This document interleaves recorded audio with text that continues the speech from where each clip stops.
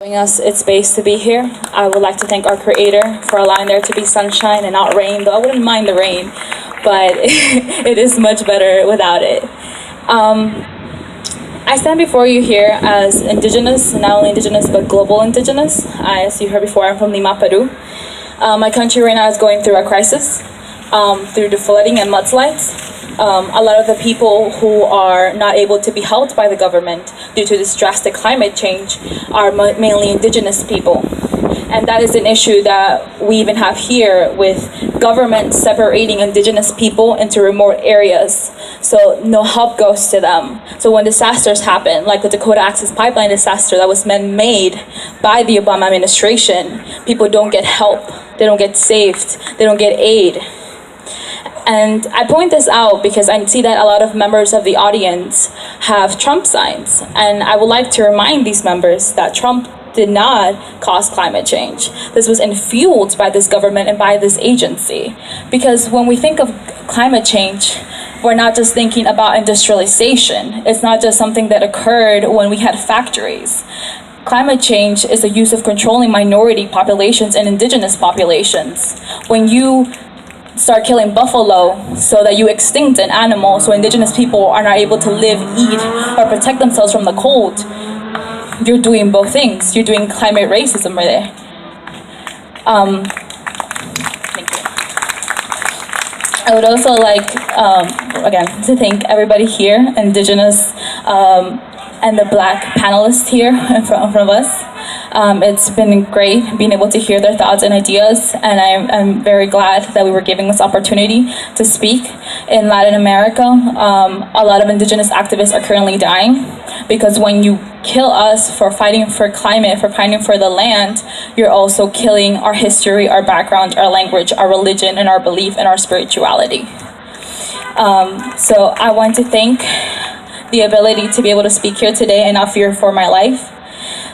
If you want to learn more about the Quechua people who are fighting for the environment and the land, in May 2nd, there will be a documentary, El Hija de la Laguna, or The Daughter of the Lake, and you'll be able to hear more about the struggles of people fighting against the government and against corporations about the oil issue. Thank you.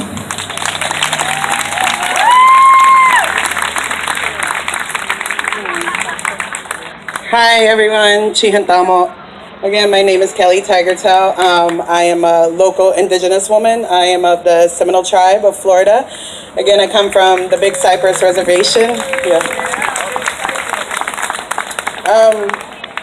Today, I just want to highlight the struggles my people are going through, because whether you know it or not, my people are going through a certain struggle today.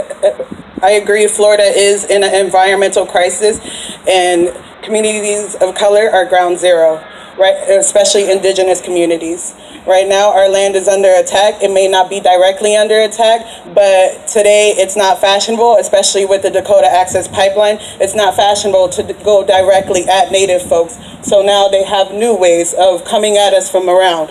Currently, the Big Cypress National Reserve just got the go-ahead to do some land surveying.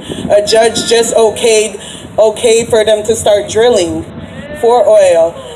Although that is not, my people have stepped on that land, it is not what the government would consider ours, what they allotted us, but that land is, the water does run through my reservation.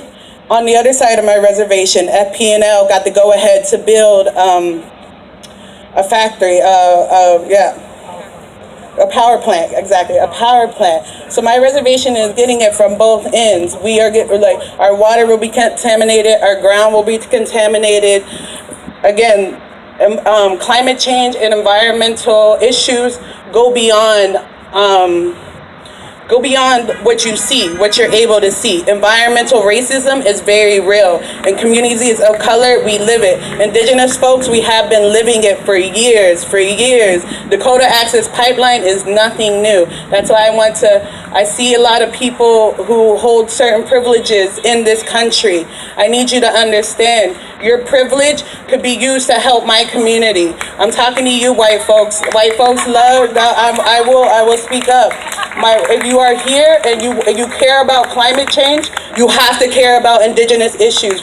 Indigenous people are connected to the land. This is our land. If you really care about this earth, you will reach out to indigenous folks, because this is our land. We knew how to survive on this land, and we acknowledge that this land is a gift to us. We are connected to this land.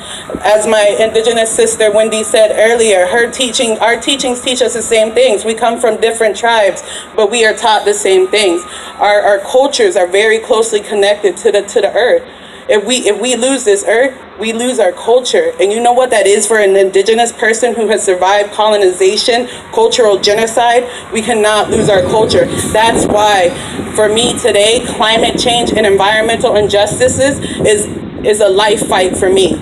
Because as an indigenous woman, I'm not losing my culture, nor do I want my people to lose their culture.